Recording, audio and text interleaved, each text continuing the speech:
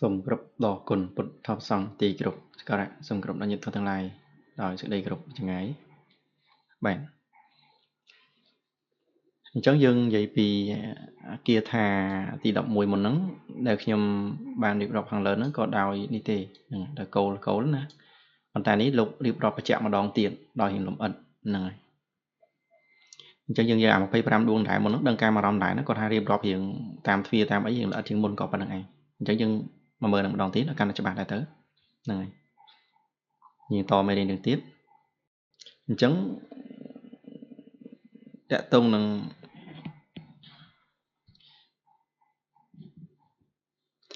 đã tung thì ban chạm nhìn đót chạ khụ vì nhìn pi đuống đừng rụt mà rắm là chỉ phải ban tay mà dáng sao tạo nhìn là chật bị đuông đừng sạch thì rắm là chỉ phải ban tay mà dáng này thế này vì nhìn là chật bị đuông đừng còn thì rắm là chỉ phải ban rắm tay mà dáng chỉ hai vì nhìn đừng để xả rắm là chỉ phải ban tay mà dáng cái vì nhìn là chật tu phật tập bị rắm là chỉ phải ban tay mà dáng đôi này thì ban chạm vì nhìn là chật đọc thì ban chạm nhìn chật đọc ai tu là rắm đòi chấm púa đai chìa ca mà thó nâng chia bài chữ bón tay mà dáng phần nó này trường trong chợ thà thì ban chạm nhận đòn nó cứ nâng này thời kịch này ní đọc đuông nữa đăng tại bài chữ bón hay nắng này nói hết tất cả đăng tại bài chữ bón hay chỉ đăng tại làm lại chỉ ca mà thò về sai gì đụng bờ nâng đăng tại sai gì đụng bờ đấy hay saoประมาณ cứ ta mà nô này đăng nâng chất chất sập đụng nâng hay ta mà nô thiệt bấy để ban đoไปkhá mà nô như là thiết hay tục cả cái giá chất muốiไปkhá mà nô thiết hay tục cả bị bạc cái chất mình cái giá chất muối nó bị bạc chất pì này chẳng cứ dần đo đo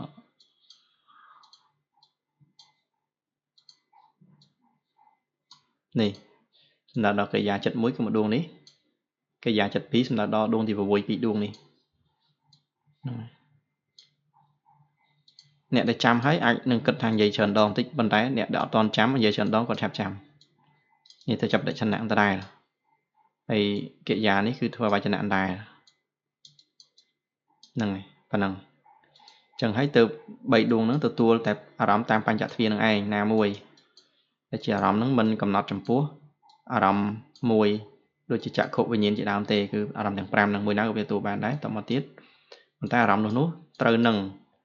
ประกอบจำพวกมุกจีปัจจุบันโดยគ្នានឹងហ្នឹងចឹងអារម្មណ៍ណាអារម្មណ៍ទៅតែត្រូវតែអារម្មណ៍ជាបច្ចុប្បន្នហ្នឹងរូបណារូបមិនតន់រលត់ចន្លោះដល់7ខណៈចិត្តហ្នឹងប៉ុណ្ណឹងហើយតមកទៀតចិត្ត12ដួងបានដល់មโนវិញ្ញាណធាតុអហេតុកៈវិបាក3ដួងមโนវិញ្ញាណធាតុអហេតុកៈវិបាក3ដួងអាហ្នឹងក៏យើងបញ្យល់រួចហើយវីដេអូមុនគឺសំដៅដល់ចិត្ត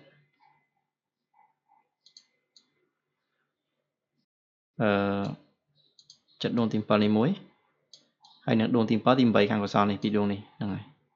ធ្វើសន្តិណអេតទីអីក្នុងមโนទ្វាក្នុងបញ្ញទ្វាហ្នឹងហើយហ្នឹងហើយចឹងទៅចិត្តហ្នឹងវាទទួលអារម្មណ៍6ហ្មងតាមបញ្ញទ្វាទៅតាមមโนទ្វាហ្នឹងតាមមโนទ្វាគឺវាដឹងអារម្មណ៍បានច្រើនហ្នឹងហើយប៉ុន្តែតែតាក់ទងទៅនឹងកាមអារម្មណ៍ទេហ្នឹងហើយតាក់ទងទៅនឹងកាមធម៌ទេដែលជាកាមអារម្មណ៍ហើយនឹងនៅបច្ចុប្បន្នអារម្មណ៍តែម្យ៉ាងក៏ទេដែរហ្នឹងហើយអារម្មណ៍នោះនឹងអាចជាបច្ចុប្បន្នក៏បានអតីតក៏បានអនាគតក៏បានពាក្យថាបច្ចុប្បន្នក៏បានអតីតក៏បានអនាគតក៏បានគឺសំដៅដល់ពេលដែលចិត្តនឹងវាធ្វើតាក់ទាញនៅក្នុងមโนអញ្ចឹងណាវាអាចដឹងអារម្មណ៍បានតាមមโนដឹងអារម្មណ៍អតីតតាក់ទាញដឹងអារម្មណ៍អតីតដែរអញ្ចឹងណាតែបើតាមបញ្ញទ្វាដឹងអារម្មណ៍តែជាបច្ចុប្បន្នទេហ្នឹងបញ្ជាក់នឹងចិត្ត3ដួងហ្នឹងអញ្ចឹងកន្លែងហ្នឹងមានប៉ុណ្ណឹងតមហាវិបាក8ដូចគ្នាហាបាក8វាចឹងវាធ្វើចុតិបដិសន្ធិបវាំងទេយើងមើលនេះចុតិបដិសន្ធិបវាំងទេប៉ុន្តែវាថាវាធ្វើតាក់ទាដែរអញ្ចឹងវាដូចតែចិត្តនេះដែរអញ្ចឹង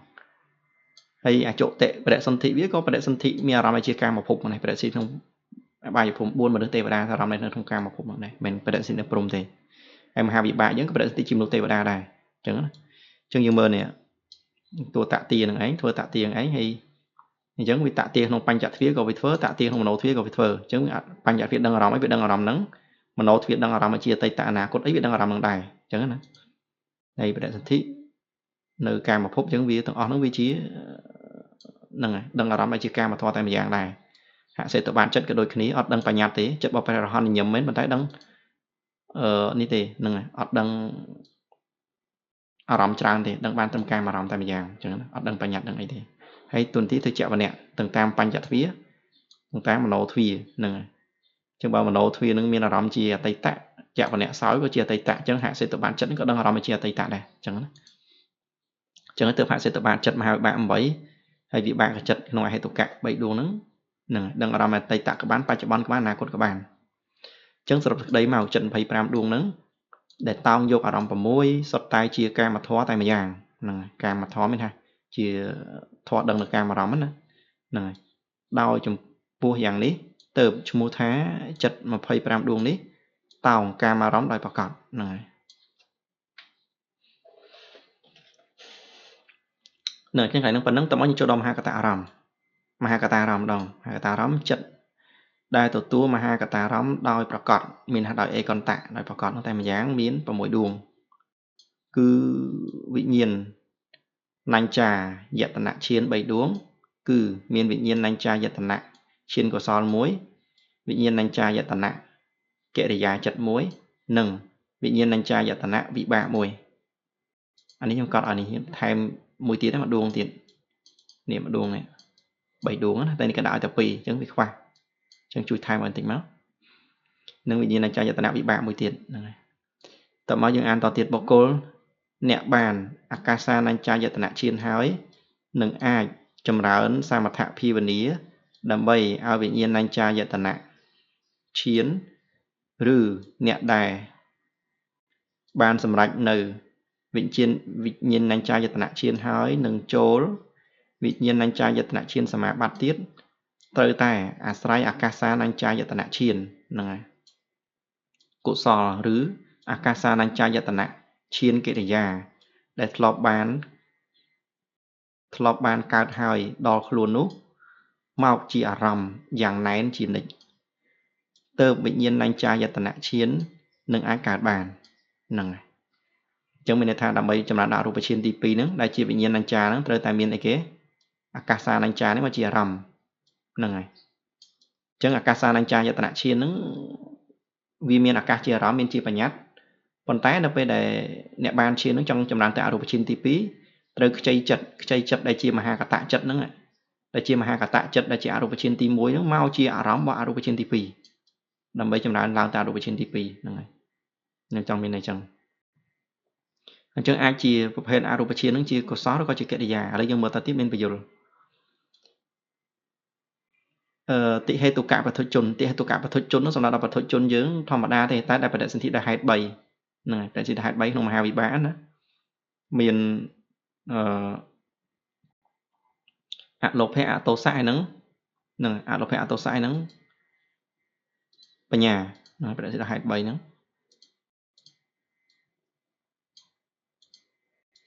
នេះ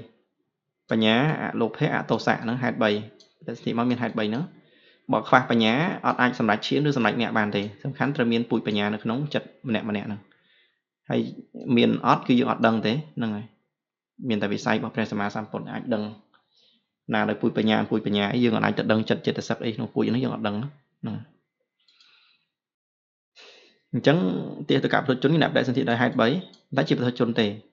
ឬផលសេខបុគ្គលផលសេខបុគ្គលនេះសំដៅដល់ព្រះសោតាព្រះសក្កទីនិងព្រះអនាគាដកព្រះរហន្តចេញហ្នឹងសិក្ខាបុគ្គលហើយបុគ្គលដែលត្រូវការសិក្សារៀនសូត្រដើម្បីលះកិលេស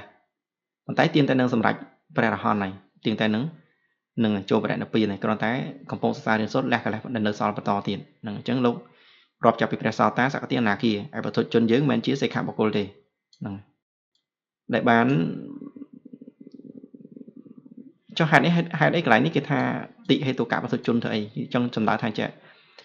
អ្នកបដិសន្ធិដល់ហេតុ3ក្តីជាព្រះសោតាសក្កទីអនាគាក្តីដែលបាន វិជានឹងចាយតនៈឈានហើយគេគាត់តែគេចង់បញ្ជាក់ថាបើសិនជាមិនមែនជាតិហេតុកៈបទុជនឬក៏មិនមែនជាតិហេតុកៈបុគ្គលទេបុគ្គលអាចដែលបដិសន្ធិដែលមិនប្រកបដោយពុទ្ធបញ្ញាទេគឺមិនអាចសម្រេចឈានបានទេនឹងនៃគេក៏ចង់បញ្ជាក់ប៉ុណ្្នឹងទេបើទុហេតុកៈបដិសន្ធិជាមនុស្សទេវតាមែនប៉ុន្តែវាអត់មានពុទ្ធបញ្ញាពុទ្ធបញ្ញានេះវាអត់មានវាមានតែអលោភៈអទោសៈអញ្ចឹងអត់អាចសម្រេចមគ្គសម្រេចឈាននេះបានទេប៉ុន្តែក៏គុំបាក់ទឹកចិត្តណាគង់តែជាបដិសេធល្អដល់ជីវិតក្រោយជួនកាលយើងមានបដិសេធពុទ្ធបញ្ញាដែរមិនប្រកាសថាយើងបានសម្រេចបានក្នុងជាតិហ្នឹងទេអញ្ចឹងហេតុគ្រប់យ៉ាងវាអត់ទៀងហ្នឹងអញ្ចឹងបានតន់សាសនាល្អហើយតប្រឹងប្រែងប៉ុណ្ណឹងបើមានបំណងនឹងចូលវិញ្ញាណញ្ចាយតនៈឈានហ្នឹងហើយកុសលមានបំណងចង់ចូលវិញ្ញាណញ្ចាយតនៈឈានកុសលមានថាអរូបឈានទី2ហ្នឹងក៏ត្រូវមានអាកាសានញ្ចាយតនៈឈានកុសលមានន័យថាអរូបឈានទី1ដែលក្នុងលោកបានហ្នឹងដែលកើតហើយដល់ខ្លួនក្នុងភពនេះអញ្ចឹងមិនភពមុនទេណាហ្នឹងអញ្ចឹងដើម្បីបានអរូបឈានទី2ត្រូវតែបានអរូបឈានទី1ក្នុងភពហ្នឹងដែលយើងទើបបានហើយហ្នឹងមកជាអារម្មណ៍ហ្នឹងក៏លោកចង់បញ្ជាក់អញ្ចឹងហើយមួយទៀតការដែលតិហេតុកៈបទុជនអ្នកបដិសេធហេតុ3ហ្នឹងឬសេខៈបុគ្គលស្តោតាសកតិអនាគីហ្នឹងបានធ្វើការកិរិយាទៅហើយនឹងអាចទៅកើតជាអរូបព្រំហ្នឹង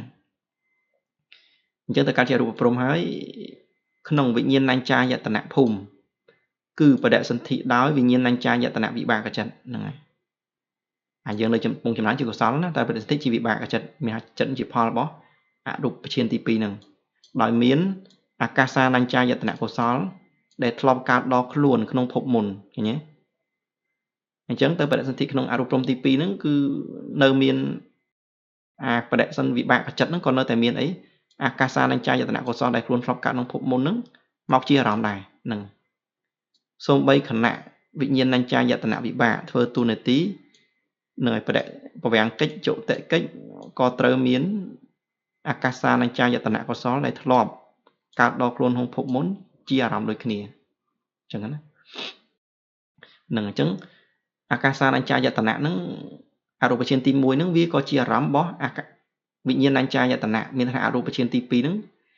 អរូបឈានទី1វាជាអារម្មណ៍របស់អរូបឈានទី2ក្នុងសម្រាប់បច្ចុប្បន្នភពប៉ុន្តែពេលដែលអ្នកបានអរូបឈានទី2ហ្នឹងទៅបដិសន្ធិនៅព្រំអរូបព្រំអញ្ចឹងអាចិត្តដែលជាវិបាកដែលជាផលវិបាកបដិសន្ធិនៅរូបព្រំហ្នឹងធ្វើកិច្ចចុតិបដិសន្ធិបវាំងហ្នឹងគឺមានអាកាសានញ្ចាយតនៈកុសលដែលខ្លួនធ្លាប់បានក្នុងភពចាស់ហ្នឹងនៅជាអារម្មណ៍ទៀតនៅតែបន្តមានអរូបឈានទី1ដែលខ្លួនឯងធ្លាប់បានក្នុងភពចាស់ហ្នឹងជាអារម្មណ៍ទៀតហ្នឹងក៏លោកចង់បញ្ជាក់អញ្ចឹងហ្នឹង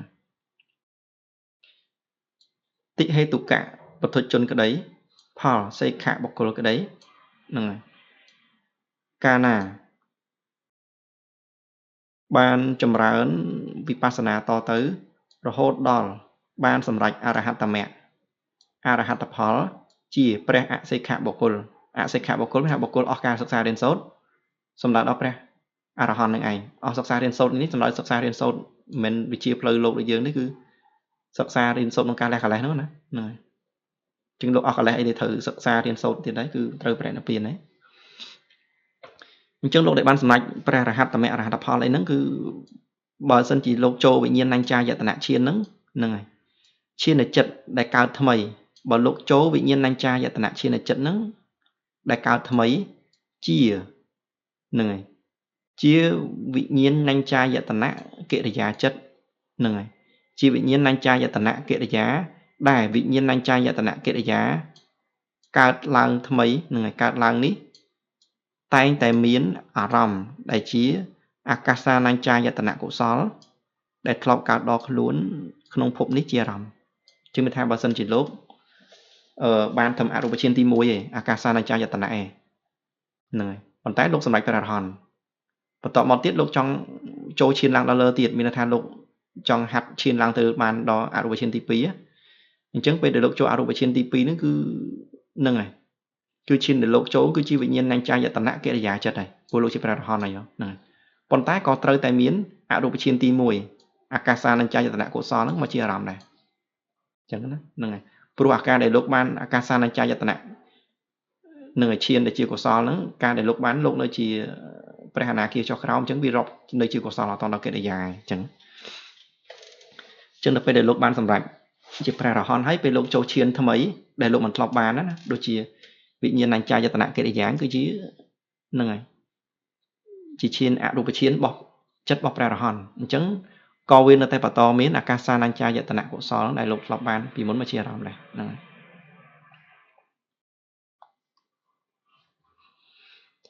ប៉ុន្តែបើសិនជាព្រះរហន្តដែលជាឈានលេភីកាលបើបានរូបបាវចរៈបញ្ចមឈានមានថាបានឈានទី5ហើយតែអត់ដល់អរូបឈានទី1ណាត្រឹមរូបឈានទី5ទេមានបំណងនឹងចម្រើនឈានតទៅត្រូវចូលអាកាសានញ្ចាយតនឈានសិនអញ្ចឹងបើសិនជាលោកមានបំណងចម្រើនឈានតទៅត្រូវចូលអាកាសានញ្ចាយតនឈានសិនអញ្ចឹង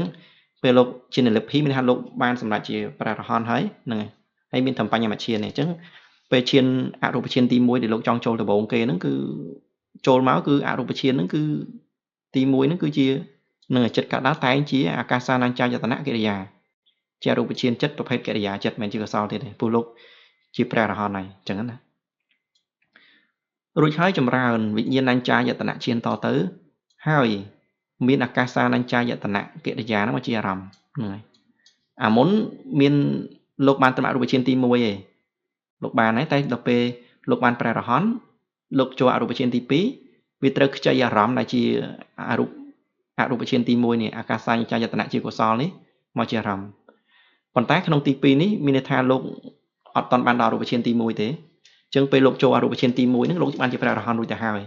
អញ្ចឹងអរូបឈានទី1អាកាសានញ្ចាយតនវាជាកិរិយាហើយអញ្ចឹងដល់ពេលដែលលោកចង់ចូលអរូបឈានទី2គឺយកអរូបឈានទី1ជាកិរិយាយកទៅប្រើតែម្ដងហ្នឹងហើយអត់យកអរូបឈានកុសលគឺអត់មានទេហ្នឹងហើយសំខាន់អាការឡើងដំបូងដល់លោកហ្នឹងមួយណាជាកិរិយាឬក៏ជាកុសលចឹងណាបើជាកុសលទោះលោកបានព្រះរហន្តហើយក៏លោកនៅតែយកអាកាសានញ្ចតនៈជាកុសលយកតែជាអារម្មណ៍ដែរហ្នឹងហើយអានេះយើងរៀនឲ្យដឹងណាមែនតើទៅយើងមិនតែជ្រាបជ្រៅដល់ក្នុងហ្នឹងទេហ្នឹងយើងបដិបត្តិមែនតើអាហ្នឹងវាធម៌ហ្នឹងវាជ្រៅហ្នឹងវាជ្រៅយើងរៀនឲ្យដឹងដូច្នេះកាលបើវិញ្ញាណัญចាយតនកិរិយាចិត្តរមែងកើតរមែងមានអាកាសានញ្ចាយតនកិរិយាដែលធ្លាប់កើតមានដល់ខ្លួនក្នុងភពនេះជាអារម្មណ៍កាលបើវិញ្ញាណัญចាយតនកិរិយាចិត្តកើតឡើងរមែងមានអាកាសានញ្ចាយតនកិរិយាចិត្តដែលកើតដល់ខ្លួនក្នុងភពនេះជាអារម្មណ៍ហ្នឹងហើយប៉ុន្តែក្នុងករណីទី2នេះយើងមើលករណីទី2នេះគឺមិនគឺ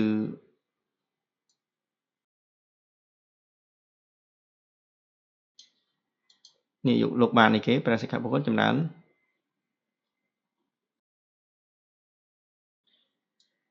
លោកចម្រើនអរហត្តផលនិយាយអសិក្ខាបុគ្គលក្នុងជាតិនេះហើយក៏ចូលក្នុងវិញ្ញាណัญចាយតនៈឈានចិត្តថ្មីក៏កើតឡើងជាវិញ្ញាណัญចាយតនកិរិយាហើយវិញ្ញាណัญចាយតនកិរិយាហ្នឹងហើយតែកើតឡើងនោះតែងតែមានអាកាសានញ្ចតនៈកុសលជាអារម្មណ៍អញ្ចឹងចង់បញ្ជាក់ថាចេះពេលដែលលោកចូលទៅវងអរូបឈានទី1ហ្នឹងលោកមិនទាន់ជាព្រះរហន្តទេមែនទេលោកបានអរូបឈានទី1ហើយអរូបទី1ដែលជាកុសលហើយតមកលោកចូលអរូបឈានទី2ហ្នឹងហើយជាប្រភេទកិរិយាត្រូវទេព្រោះអាកន្លែងនេះលោកសម្រាប់ជាព្រះរហន្តហើយមានន័យថាទី1បានអរហត្តក្នុងអានេះហើយអរហត្តចឹងពេលលោកបានឈាននេះមុនអានេះមុននឹងឲ្យបានអរូបឈាននេះមួយមុនពេលលោកបានមុនហើយជាបាតលោកបានសម្រាប់ជាព្រះរហន្តនឹងជាព្រះរហន្ត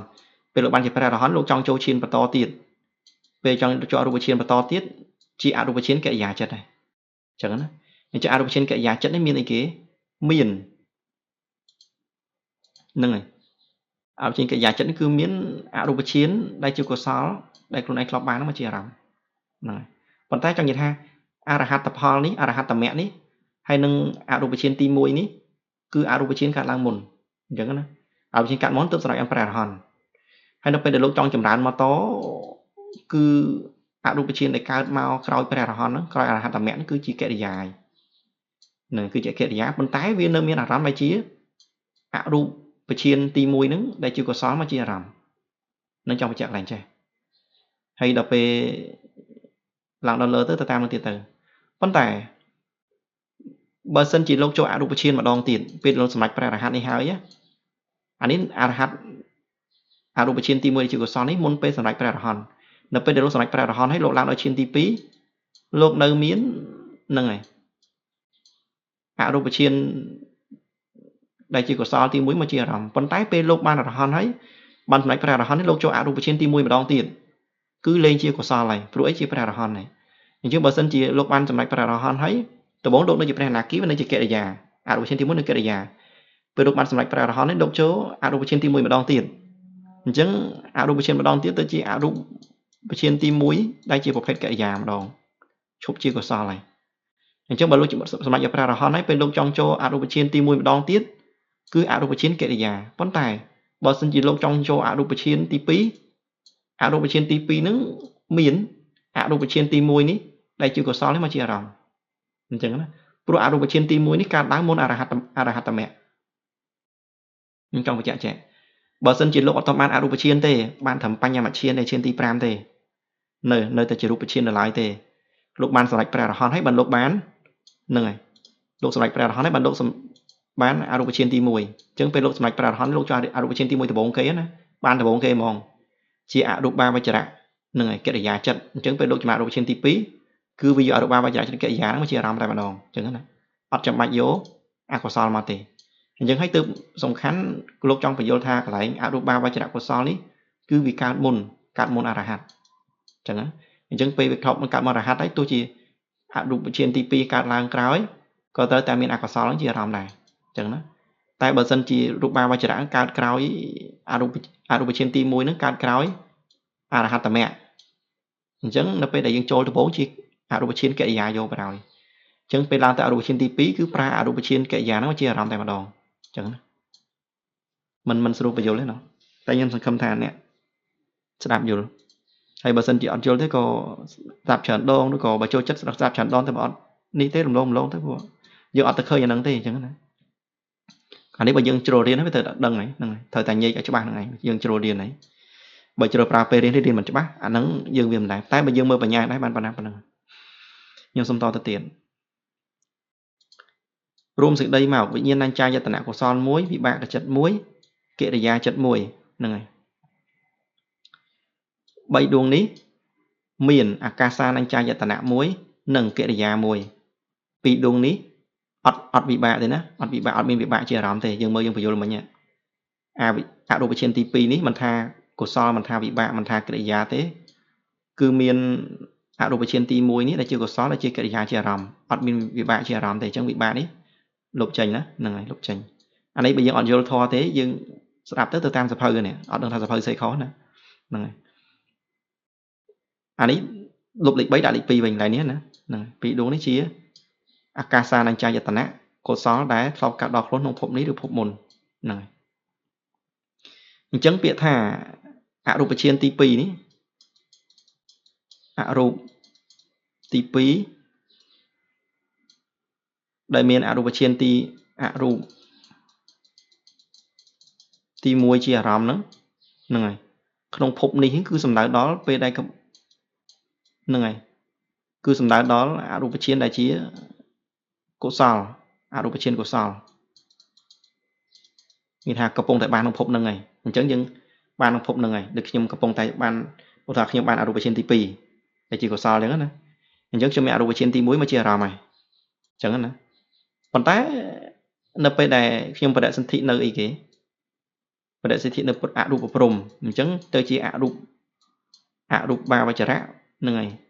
វិបាកចិត្តហ្នឹងហើយអរូបាវចរៈវិបាកចិត្តទី2ហ្នឹងអរូបាវចរៈទី2អញ្ចឹងបដិសន្ធិនៅព្រំហើយអញ្ចឹងអរូបាវចរៈទី2ហ្នឹងគឺមានរូបនេះអរូបាវចរៈទី1មកជាអារម្មណ៍អញ្ចឹងអាពាក្យថាភពនេះហ្នឹងគឺសំដៅដល់អាពេលដែលយើងកំពុងបានអរូបឈានក្នុងភពហ្នឹងអរូបឈានទី2គឺក្នុងភពហ្នឹងឯសំដៅថាភពហ្នឹងហើយភពនេះនិងភពមុនហ្នឹងគឺសំដៅដល់ភពអីគឺសំដៅដល់នេះដល់ពេលដែលខ្ញុំបដិសន្ធិនៅព្រំនឹងនៅអរូបព្រំអញ្ចឹងទៅខ្ញុំមានអារម្មណ៍ដែរដែលខ្ញុំធ្លាប់បានឈានក្នុងភពមុនហ្នឹងជាអារម្មណ៍នឹងអរូបាវចរៈនឹងអរូបឈានទី1ដែលខ្ញុំធ្លាប់មក ប្រើជាអារម្មណ៍ការដែលនៅជាភពមុនហ្នឹងណា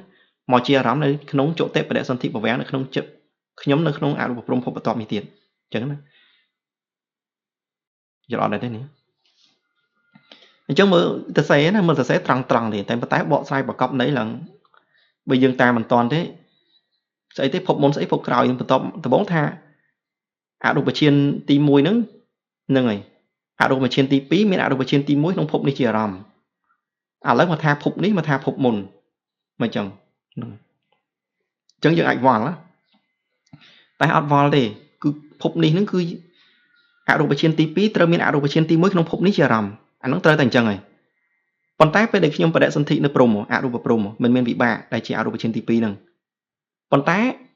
ក្នុងព្រំដែលជាតិបន្ទាប់របស់ខ្ញុំក៏នៅតែបន្តមាននឹងហើយអរូបឈានទី1នៅក្នុងភពនេះជាអារម្មណ៍ដដែលនឹងមានថាខ្ញុំទៅដល់ភពនោះហើយខ្ញុំងាកមកអាភពមុនរបស់ខ្ញុំហ្នឹងដែលធ្លាប់នៅជាមនុស្សបានឈានហ្នឹងគឺ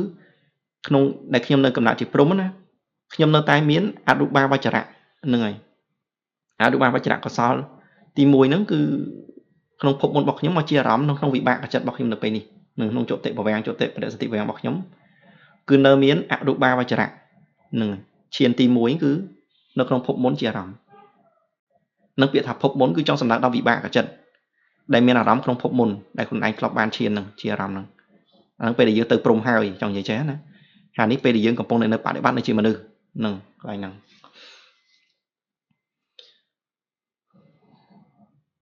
មកជាអារម្មណ៍នឹងមានអាកាសានញ្ចាយតនកិរិយាដែលធ្លាប់កើតក្នុងភពនេះជាអារម្មណ៍ហ្នឹងអាពាក្យថាមានអាកាសានញ្ចាយតនកិរិយាធ្លាប់កើតក្នុងភពនេះជាអារម្មណ៍សំដៅដល់ព្រះអរហន្តអញ្ចឹងបើលោកអាភពមុនភពក្រោយនេះសំដៅដល់នឹងឯព្រះអនាគាសោតាសកតិអនាគាឬក៏ពុទ្ធជនដល់ពេលមានអាកាសានញ្ចាយតនកិរិយាចិត្តដែលកើតឡើងក្នុងភពនេះជាអារម្មណ៍គឺសំដៅដល់តែក្នុងភពនឹងតែម្យ៉ាងព្រោះបើលោកចូលឈានជាកិរិយាហើយលោកអត់មានជាតិបន្តទៀតទេឬលោកអស់ជាតិកំណត់ព្រះនិព្វានក្នុងជាតិហ្នឹងហើយអញ្ចឹងណាអញ្ចឹងទៅអាកាសាដែលអារម្មណ៍ដែលអរូបឈានទី1ដែលជាប្រភេទកិរិយាក្តីដែលជាប្រភេទកុសលក្តីគឺ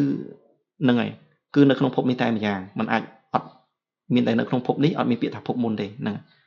ឬក៏ភពបន្ទាប់អីហ្នឹងគឺអត់មានទេហ្នឹងអាហ្នឹងเป็นប៉ុណ្ណឹងតមកទៀតទី2នៃវសញ្ញានាសញ្ញាយតនៈជាចិត្ត3ដួងមានអាកាសានញ្ចាយតនៈកុសល1អកិញ្ចញ្ញាយតនៈកិរិយាចិត្ត1ជាអារម្មណ៍គឺហ្នឹងហើយអញ្ចឹងនៃវសញ្ញានាសញ្ញាយតនៈឈានចិត្ត3ដួងនេះយើងដឹងហើយមានកុសលវិបាកមួយដួងហើយកិរិយាមកចូលព្រះអរហន្ត3ដួងហ្នឹងមានអកិញ្ចញ្ញាយតនៈអានេះអកិញ្ចញ្ញាយតនៈអីគេគឺអរូបឈានទី3ហ្នឹងហើយនឹងអកិញ្ចញ្ញាយតនៈកុសលមួយនិងអកិញ្ចញ្ញាយតនៈកិរិយាជាអារម្មណ៍មួយទៀតគឺថានៃវសញ្ញានាសញ្ញាយតនៈកុសលកចិត្ត1វិបាកចិត្ត1កិរិយាចិត្ត1មានអកិញ្ចញ្ញាយតនៈកុសល1ឬកិរិយាចិត្ត1ដែលធ្លាប់បានដល់ខ្លួនមកហើយក្នុងភពនេះហ្នឹងហើយឬភពមុនជាអារម្មណ៍ពីអធិប្បាយមានបែបបទដូចគ្នានឹងសេចក្តីអធិប្បាយក្នុងវិញ្ញាណញ្ចាយតនៈហ្នឹងហើយឈានចិត្តដែរអញ្ចឹងដូចគ្នាលើនេះភពមុនភពក្រោយនេះចាប់អាពាក្យថាភពមុនភពនេះនិងភពមុនឲ្យបានណាចាប់ន័យអត់បានទេឆ្ងល់ហើយថាមិនចម្រើនអរូបឈានទី2ត្រូវមានអរូបឈានទី1ដែលធ្លាប់បានក្នុងភពមុនជាអារម្មណ៍ភពនេះចុះមិនអានេះប្រាប់ពាក្យថាមានភពនេះភពមុនអញ្ចឹងហ្នឹង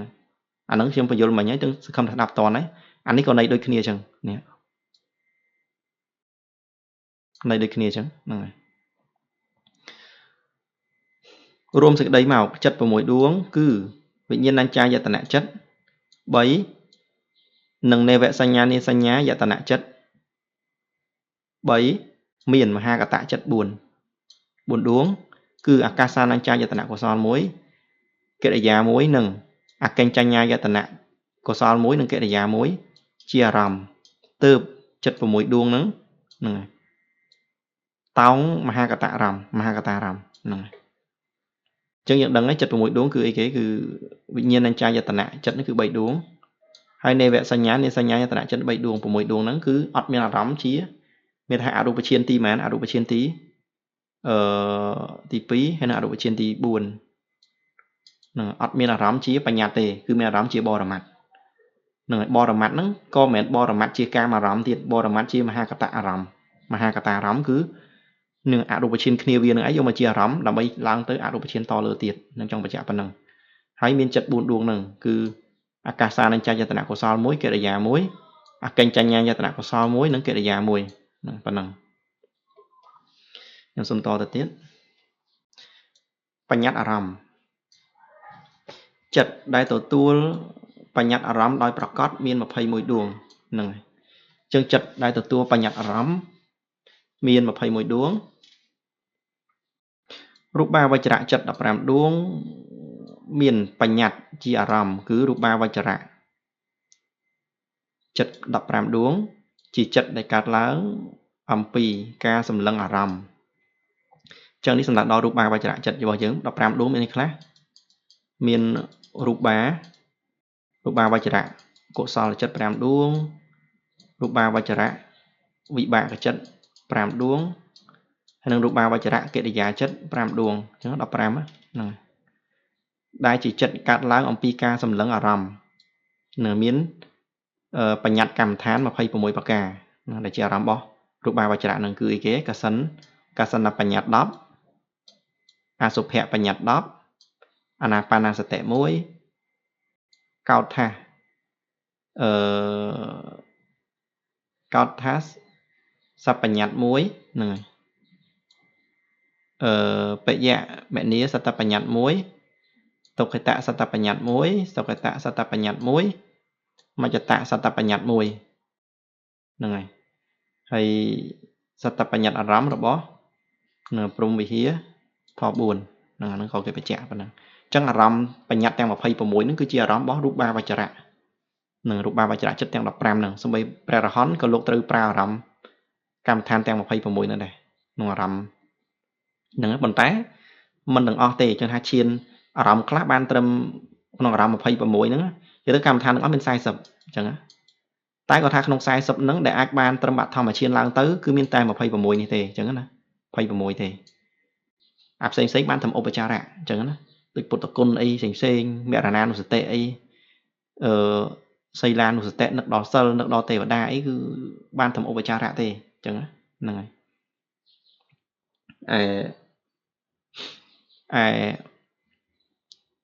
កម្មដ្ឋាន26នេះក្នុងកម្មដ្ឋាន40ហ្នឹងទើបអាចនេះបានហ្នឹងហើយទើបអាចចម្រើនបានដល់ឈានកម្រិតឈានបឋមឈាននេះបានហើយក្នុង26ហ្នឹងក៏អត់ចម្រើនបានឈានខ្ពស់ទាំងអស់ទៀតហ្នឹងហើយមានខ្លះបានត្រឹមបឋមឈានក្នុង26ខ្លះបានត្រឹម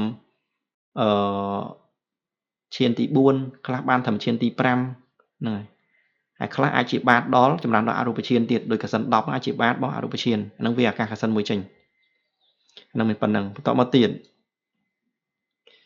ទី2អាកាសានញ្ចាយតនៈចិត្ត3ដួងចិត្ត3ដួងយើងដឹងហើយមានកុសលមានវិបាកកិរិយា3ដួងហ្នឹងណាដួង3មានកុសិនុខាបដិមាកាសបបញ្ញត្តិហ្នឹងហើយជាអារម្មណ៍តែម្យ៉ាងហ្នឹងហើយកុសិនុខាបដិមាកាសបបញ្ញត្តិនេះសំដៅដល់អាកាសល្អលហេវដែលបានដកចេញដែលបានបើកចេញអំពីកសិន9វាអាកាសកសិនហ្នឹងហើយអញ្ចឹងបើកចេញពីកសិន9ហ្នឹង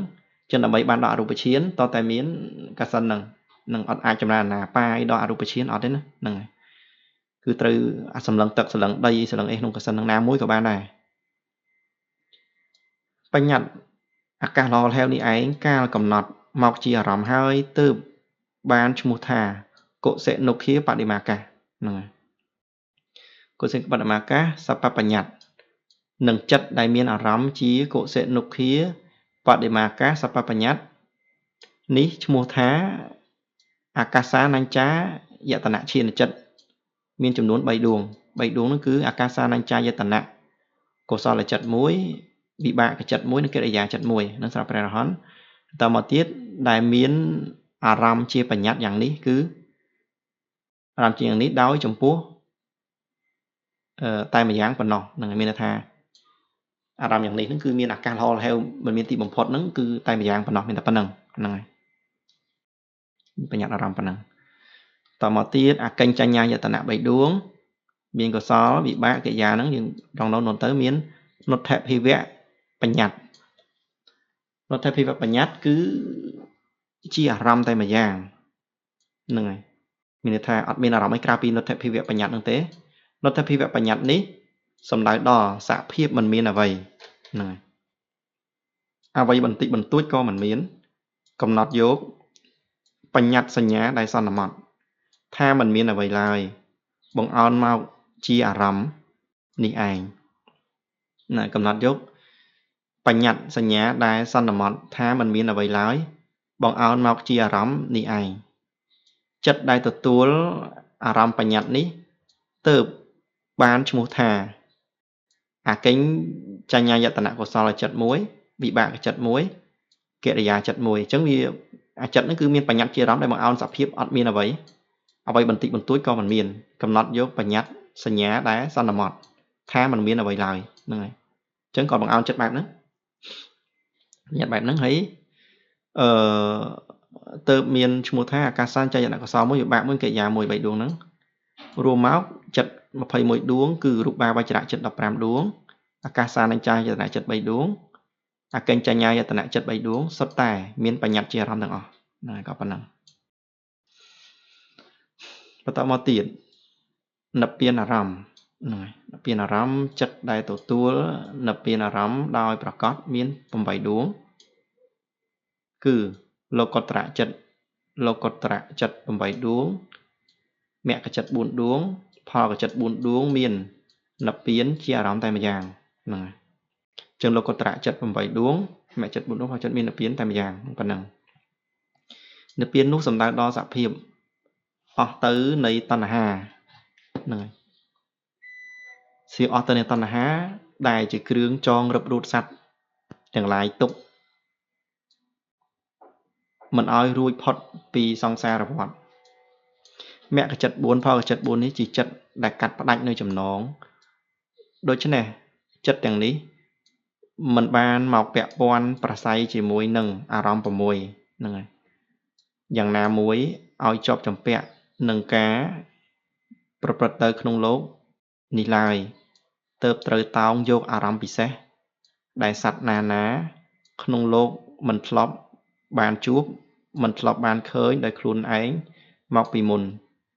ហ្នឹងហើយវាតែព្រះរិយបុគ្គលអារម្មណ៍ហ្នឹងយើងអត់ដែលបានជួបបានដឹងទេនៅពីអារម្មណ៍ហ្នឹងហើយមានតែព្រះរិយបុគ្គលទេហ្នឹងហើយដែលវាផុតចាកស្រាយពីអារម្មណ៍6ហ្នឹងហើយចិត្តទាំងនេះមិនពាក់ព័ន្ធប្រស្រ័យជាមួយនឹងអារម្មណ៍6មានន័យថានិព្វានវាជាសភាវៈមួយដាច់ដោយឡែកហ្នឹងហើយលោកុត្តរចិត្ត8ដួងនេះទើបមានសភាវៈយ៉ាងដតីជាអារម្មណ៍ហ្នឹងនឹងមានភាវៈយ៉ាងដតីជាអារម្មណ៍មិនបានឡើយក្រៅពីព្រះនិព្វានជាអារម្មណ៍តែម្យ៉ាងហ្នឹងប៉ុណ្ណោះប៉ុណ្្នឹងឯងតមកទៀតកាលវិមុតណាកាលវិមុតតារម្មណ៍កាមារម្មណ៍តែងជាអារម្មណ៍ដែលប្រព្រឹត្តទៅបានក្នុងបច្ចុប្បន្នផងអតីតផងអនាគតផងហ្នឹងកាមារម្មណ៍បានក្នុងកាល3ដោយបរិបូរណ៍ចំណែកមហាកតារម្មណ៍ប្រព្រឹត្តទៅបានទាំងក្នុងកាល3ហ្នឹងប៉ុន្តែត្រង់អារម្មណ៍ដែលជាវិញ្ញាណញ្ចាយតនៈឈាននិងនេវសញ្ញានាសញ្ញាយតនៈឈាននោះត្រូវតែជាអតីតកាលម្យ៉ាងប៉ុណ្ណោះហ្នឹងហើយនេះក៏លោកចង់សម្ដៅថាសម្ដៅមហាកតារម្មណ៍ណាមហាកតារម្មណ៍ដែលអរូបឈានទី2និងអរូបឈានទី4ហ្នឹងហើយត្រង់អារម្មណ៍ដែលវិញ្ញាណញ្ចាយតនៈនិងអ្នកអរូបឈានទី2ទី4ហ្នឹងនេះត្រូវតែមានអារម្មណ៍ជាអតីតតែម្យ៉ាងអញ្ចឹងពេលអរូបឈានទី1គឺមានអារម្មណ៍ជាអតីតណាអរូបទី2និងអរូបទី4មានអីមានអរូបទី1 អារូបទី1ដែលអារូបទី1ដែលបានហើយវាជាអារម្មណ៍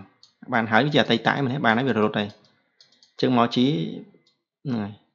សម្រាប់ចំណានអរូបវិញ្ញាណទី2អរូបវិញ្ញាណទី4ត្រូវមានអរូបទី3ហ្នឹងហើយដែលបានហើយមកជាអារម្មណ៍អរូបទី4អញ្ចឹងមានថាសិតតែអារម្មណ៍ជាអតីតដែលខ្លួនឯងធ្លាប់បានទាំងអស់អញ្ចឹងជាដែលគេហៅថាត្រូវតែជាអតីតកាលមួយយ៉ាងប៉ុណ្ណោះហ្នឹងមានថាចិត្តហ្នឹងជាបានហើយធ្លាប់រលត់ទៅហើយតែយកមកជាអារម្មណ៍ក្នុងការចម្រើនឈានតទៅទៀតតែក្នុងតភពហ្នឹងទេហ្នឹងអត់និយាយអរូបឈានបានពិភពមុនអត់និយាយទេហ្នឹងចំណែកបញ្ញត្តិអារម្មណ៍និងនិព្វានអារម្មណ៍នោះมันមានកាលទេហ្នឹងអញ្ចឹងបញ្ញត្តិអារម្មណ៍និព្វានអារម្មណ៍អត់មានកាលទេជាកាលវិមុតបើជាបច្ចុប្បន្នមានបច្ចុប្បន្ននេះគឺមិនជាបច្ចុប្បន្នអតីតនិងអនាគតទេហ្នឹងហើយបញ្ញត្តិអារម្មណ៍ជាធម៌មិនមានសភាវៈហ្នឹងมันមានសភាពប្រែប្រួលมันមានការកើតការរលត់มันមានសភាពមិនទៀងយ៉ាងនេះហើយទើបมันបានចូលដល់កាលទាំង3អញ្ចឹងយើងឃើញអាកើតចិត្តកើតរលត់អីយើងរៀនមុនហ្នឹងណារូបកើតរលត់អីវាតែមានរូបវាមានតួសភាវៈដល់ពេលអានេះវាអត់មានតួសភាវៈប៉ុណ្ណឹងវាអត់មានចិត្តចេតសិករូបជាងវាបានអីកើតរលត់អញ្ចឹងកាលណាវាអត់មានតួសភាវៈកើតរលត់ទេវាអត់មានបច្ចុប្បន្នអតីតអនាគតអត់មានទេដូចឈ្មោះថារតនាឈ្មោះថានារិទ្ធអីចឹងទៅគ្រាន់តែជាឈ្មោះបញ្ញត្តិហ្នឹងវាមិនទៅចេះកើតរលត់វាមិនចេះចាស់អីតាមពេលអីអត់មានទេណានឹងអត់មានតួសភាវៈទេគ្រាន់តែអ្វីដែលយើងបញ្ញត្តិឡើងអ្វីដែលយើងសន្មតឡើងហ្នឹងហើយប៉ុណ្ណឹងអាស្រ័យដោយការមិនមាននឹងអាស្រ័យដោយការមិនមានអតីតបច្ចុប្បន្នអនាគតទើបបញ្ញត្តិអារម្មណ៍ជាកាលវិមុតហ្នឹងហើយអញ្ចឹងទៅវាជាកាលវិមុតវាផុតចាកកាលផុតចាកពេលវេលាមិនពាក់ទងទៅនឹងពេលវេលាទេឯនិព្វានវិញជាធម៌មានសភាវៈហ្នឹងហើយក្នុងវីដេអូឃ្លីបមុនខ្ញុំនិយាយរឿងថានិព្វានមានសភាវៈអត់ទេអត់ចាំណាអញ្ចឹងអត់ច្បាស់ហ៊ាននិយាយអញ្ចឹងឥឡូវក្នុងកាពីលោកបញ្ជាក់ហើយនិព្វានមានសភាវៈចាំថាមាននិព្វានជាអារម្មណ៍ហ្នឹងហើយចឹងឥឡូវយើងច្បាស់ហើយនិព្វានមានសភាវៈនិព្វានជាអារម្មណ៍ហ្នឹងហើយនិព្វានមានសភាវៈយ៉ាងក្រៃលែងហ្នឹងហើយសភាវៈយ៉ាងក្រៃលែងមានថាវាល្អិតណាល្អិតក្រៃលែងហើយវាប្រសើរខ្ពង់ខ្ពស់វាជ្រាលជ្រៅជាធម៌មានសភាពទៀងហ្នឹងហើយថិតថេរមិនប្រែប្រួលនិងមិនមានការកើតការរលត់យ៉ាងនេះហើយទើបមិនចាត់ចូលក្នុងការទាំង3អាស្រ័យដោយការមិនមានអតីតបច្ចុប្បន្នអនាគតទើបនិព្វានជាកាលវិមុតដែរតែនិព្វានមានសភាវៈអញ្ចឹងនិព្វានមានសភាវៈហើយនិព្វានដើរតួជាអារម្មណ៍អបច្ច័យរបស់មគ្គចិត្តនិងផលចិត្តដែលពាល់ត្រូវហ្នឹង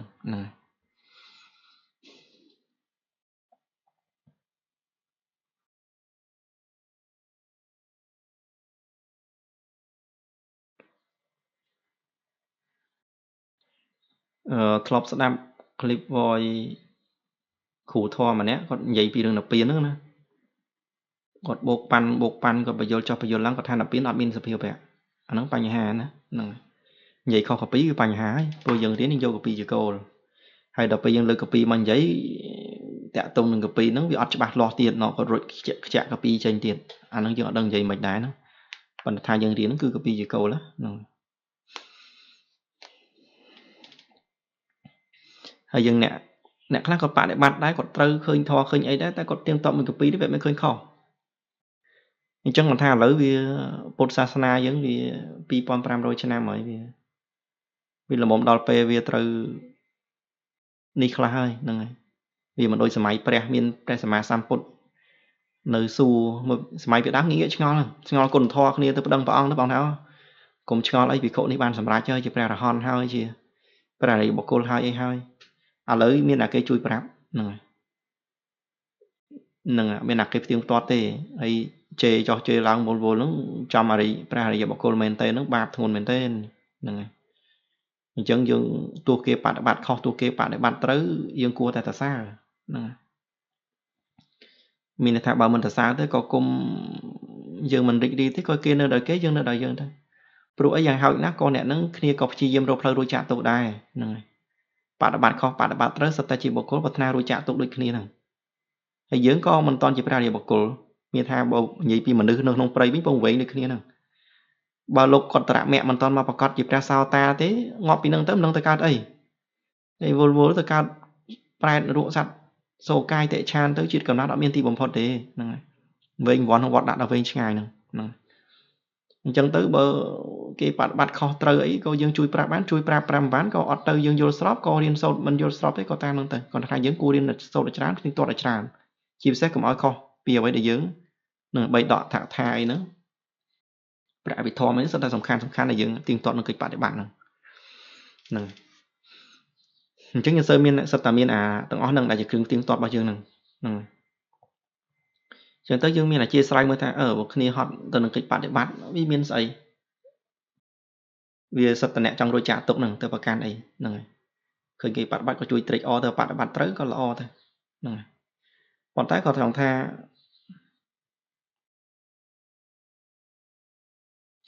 nè giờ nó từ bạn để bạn đài đó bây giờ bạn để bạn đấy giờ mình chụp thấy rừng ra khá dương riêng nông ní copy shot này ở bên non ban bạn để bạn ấy thế nè còn bà nhà thạ cất ấy chân đa mà bà nhà ấy ở phía vì mình bà nhà ấy chỗ đó vì mình nghĩ nữa nè tao chỉ bạn để bạn tràn anh nó có tại tôi này nó phân đó thì bà khởi kỳ bạn để bạn ấy hot đấy có thơ tục nó chất thơ nè class hot lủng bạn đấy nhưng bạn nó không thó nữa nè còn này nè class tiết nó cứ từ hot nó không xây ra là bài nó hot nông bờ đạch sờ anh nó ban bành hà ban dương cô té đi đó nèแต่thật ra sợi nhí ở miền nào té đi đấy nè thì khuôn ai thưa với tao lụi lẹ tiền khai cái đấng nè tại bậc kê nông thọ nông bạn ấy từ túi nông này cho anh rồi nhạc khác khi vô thọ trong chạy lấy xó nó pho chạy lấy tịch túi xó nó nông khi từ chặt vì lục vay và ha đây tha mơ ngay ta đi là ngông thôi chết bẩn đất bờ sân chỉ mình mọt tên là được kiếm nào có cái mình đang thả dương là ngông đây ấy nó thao cứ sọc rụng món nữa nè để điều đây tha ơi món bắt tái dương click mơ tha bầm non thì từ bốn cứ tập chặt lò thế nè chân tới cái có ban mà chỉ bạch co dương ở dương nó thời từ vô tam cái ọt miên thì nè vì sắp ta bầm non lò bây giờ tua bán tua vô bán có thôi đội giật đào từ tam lời chứ bây giờ khi ca na sát trong cạch vô mà hận vô mà cắn tụ vô mà đam nước tét có cạch từ tay giờ mình cạch thế có từ cứ vì từ tam chia sài vận tải dân từ mình là cái có miệng bầm non lò đài đôi xu lúc nãy xạ dương miệng bầm non lò lơ kê nữa này sao ta kê mơ mình khơi sao kê mà không sẽ thao dương vĩnh hay dương sốc chật đấy chân dạng nào mới dương riêng mơ nẹt đọt tây nó kia thà tan năng ốp mang cắt hoa nó riêng ô tiêu họ ta kê nó gì dương không kê vay vào đau cái đau nẹt hô từ hô máu không bài đi cho bờ sân chỉ dương nương nẹt đại vay nó dương chỉ phục chỉ mặt đài nè sao khơi côn anh và cọp một robot đàn nè hơi khơi kê bông vay cấu như ta hô mới kê cả này hô mình tranh chứ nữa nhưng mà dương chứ ưu tiên hồi chứ dương mình mà được dương mình thưa rõ thì thưa ấy cái đó tay chứ cái đó tập trận nẹt đọt tây ấy tay cực đọt thà sạt khâu cái sẽ tập patna sự đầy sọc chứ chừng luôn ấy nó mình biết biên nẹt đọt tây thì sầm to tới tiệt chẳng tên không bị chẹo clip một môn được khi man vậy thà là pin mình sẽ phải ọt cho bạn nó lấy cái bị chẹo cho bạn muốn sắp khơi nay tại khi mình lấy là phải click ọt chạm cho bác trong bọn hiền vậy ở chụp vẽ cho bài tay khi mình thà mà điền một món chùa bài lấy cho bài là biến cứ chỉ tu tập hiệu vẽ còn tá vì ở bên ca rồi lột thì ở bên ca rồi lột đôi chặt trên sạc rúp ở bên đấy nè vì chỉ thò là ật tại mình sẽ hiệp tiếng hay thật thầy ở bài pro thì rùm sự đấy mau thò này chỉ ca là bị mốt rồi chỉ rắm rồi bỏ chỉ rắm rồi rắm chỉ ca là bị mốt miền pì và cá cứ bánh nhát nó pì này không kia tha đập muối sầm đai dòng pi ca chai chật học sập đuống từ tua rắm và muối không ca bấy nâng ca là bị một nút từ tua rắm ban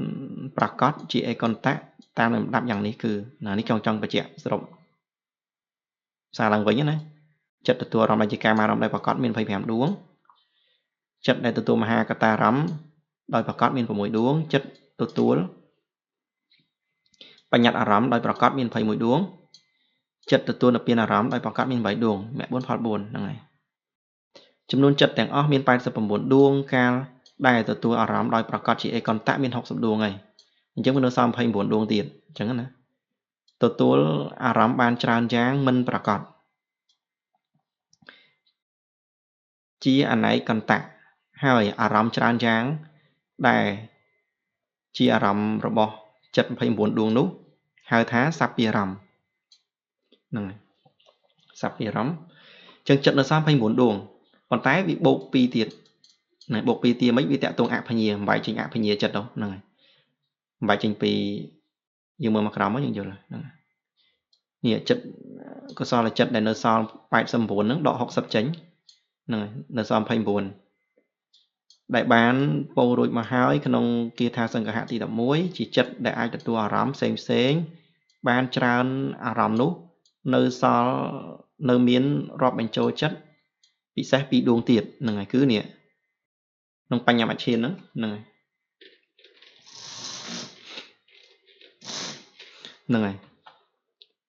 នៅមានរាប់បញ្ចូលពីរដួងទៀតគឺអភញ្ញាកុសលចិត្តមួយណាក៏ពិតគឺបញ្ញមច្ឆានដែរគេរាប់ក្នុងចិត្តនឹងម្ដងហើយតែគេមិនរាប់ម្ដងទៀតគេរាប់អានេះទៀតគឺវាមិនមែនជាចិត្តអីផ្សេងគឺជាបញ្ញមច្ឆាននឹងឯងជាបញ្ញមច្ឆាននឹងឯង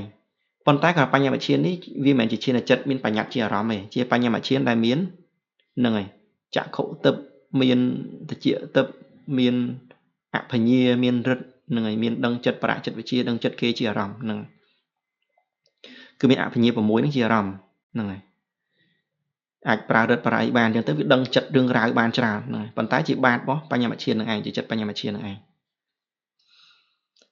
ហ្នឹងហើយអញ្ចឹងក៏លោកបន្ថែមអាហ្នឹងទៅជា31ដួងអញ្ចឹងណាថែមលើដាច់បំបែកចេញពីបញ្ញមច្ឆាននៅខាងកុសលមួយកិរិយាមួយចេញជា2ដួងទៀតមកអភញ្ញាកុសលអភញ្ញាកិរិយាអញ្ចឹងបូកថែមវិញបាន31ដួងដែលសម្ដែងថាចំនួនចិត្ត31ដួងនេះជាចិត្តដែលទទួលអារម្មណ៍ផ្សេងជាច្រើនយ៉ាងបានច្រើនកាលមិនថាជាអតីតបច្ចុប្បន្នអនាគតឬសូម្បីកាលវិមុតផងដែរទើបហៅអារម្មណ៍ដែលចិត្ត31ដួងទទួលដឹងនេះជាថាជាសព្វារម្មណ៍5ចិត្ត20ដួងដែលទទួលដឹងសព្វារម្មណ៍បានវាតែលោកុត្តរអារម្មណ៍នោះបានដល់ហ្នឹងហើយ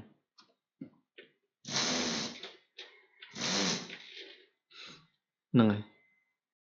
បានដល់អកុសលចិត្ត12មហាកុសលញាណវិបយុទ្ធ4ដួងហ្នឹងហើយមហាកិរិយាញាណវិបយុទ្ធ4ដួងចឹងចិត្ត20ដួងហ្នឹងដឹងទាំងអស់វាតែលោកុត្តរអារម្មណ៍ឯងមានថាកាមអារម្មណ៍ដឹងមហាកតាអារម្មណ៍ដឹងហើយនឹងបញ្ញត្តិអារម្មណ៍ដឹងប៉ុន្តែអត់ដឹងលោកុត្តរអារម្មណ៍ឯងអញ្ចឹងមើលលោកបញ្យលចិត្ត20ដួងនេះរមែងទទួលអារម្មណ៍6ណាមួយជាលោកយៈអារម្មណ៍គឺកាមអារម្មណ៍ឬមហាកតៈអារម្មណ៍ឬបញ្ញត្តិអារម្មណ៍ក៏បានវាតែលោកុត្តរអារម្មណ៍តែម្យ៉ាងប៉ុណ្ណោះព្រោះអកុសលចិត្ត12ជាចិត្តដែលមិនល្អមិនសោភណៈប្រកបជាមួយនឹងលោភៈទោសៈមោហៈទើបមិនអាចមានលោកុត្តរធម៌9ហ្នឹងហើយគឺមហាកតៈចិត្ត4ផលសំទុះមគ្គចិត្ត4ផលចិត្ត4និងនិព្វាន1មកជាអារម្មណ៍បានហ្នឹងហើយអញ្ចឹងមានថាលោអកុសលចិត្ត12ហ្នឹងអាចមានមហាកតៈជាអារម្មណ៍បានតែมันអាចមានលោកុត្តរធម៌មគ្គចិត្តផលចិត្តជាអារម្មណ៍បានព្រោះចិត្តដែលដឹងមគ្គចិត្តផលចិត្តបានត្រូវតែជាចិត្តដែលប្រកបដោយហ្នឹងហើយមហាកុសលដែលប្រកបដោយមានបញ្ញាញាណសម្បយុទ្ធមានបញ្ញាចិត្តសឹកកប់ហ្នឹងចំពោះមហាកុសលចិត្ត4មហាកិរិយា4ដែលជាញាណវិបយុទ្ធមានថាមហាកុសលនិងមហាកិរិយាអត់មានប្រកបដោយបញ្ញាទេក៏មិនអាចទទួលលោកុត្តរអារម្មណ៍បានដែរព្រោះចិត្តទាំង8ដួងនេះជាចិត្តដែលមិនប្រកបដោយបញ្ញាចិត្តដែលមិនបានប្រកបដោយបញ្ញារមែងទទួលលោកុត្តរអារម្មណ៍4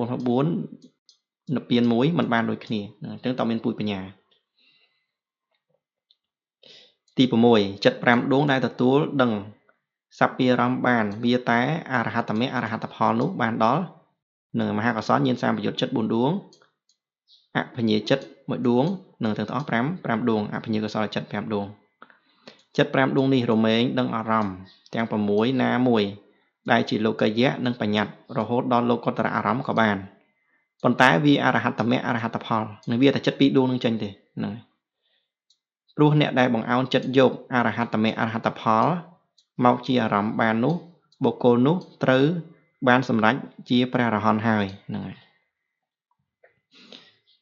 អញ្ចឹងវាតែហត្តមគ្គអរហត្តផលទេប៉ុន្តែកិរិយាចិត្តដឹងនៅដែលអភញ្ញានេះដឹងអ្នកណាជាកិរិយាចិត្តទេដឹងថានេះជាព្រះអរហន្តដឹងគ្រាន់តែគណៈដែលកំពុងសម្រេចអរហត្តមគ្គអរហត្តផលកើតឡើងក្នុងមគ្គវិធ័យហ្នឹងអត់ដឹង còn là phần nàyต่อมาទៀតចិត្ត6ដួងដែលទទួលដឹងសัพពីអារម្មណ៍បានទាំងអស់ក្នុងលោកអានឹងដឹងចិត្តទាំងអស់នឹងឧបេក្ខាមនោវិញ្ញាណធាតុអហេតុកៈកិរិយាចិត្តមួយអានឹងយើងដឹងហើយចិត្តធ្វើមโนទ្វារវចនៈចិត្តនោះអហេតុកៈហ្នឹងតបមកមហាកិរិយាញាណសម្បយុទ្ធចិត្ត4ដួងអភិញ្ញាកិរិយាចិត្ត1ដួងទាំងអស់6ដួងហ្នឹងជាងចិត្ត6ដួងនេះទទួលអារម្មណ៍បានទាំងអស់មិនវាអារម្មណ៍ណាមួយឡើយព្រោះជាចិត្តរបស់ព្រះរហន្តចិត្តទាំង31ដួងដោយដែលបានពោលហើយក្នុងគាថាសង្កហៈទី12នេះជាចិត្តដែលទទួលអារម្មណ៍ច្រើនយ៉ាងទើបហៅចិត្តដែលទទួលអារម្មណ៍នោះថាជាឯកន្តៈហ្នឹងហើយទទួលអារម្មណ៍បានមិនប្រកប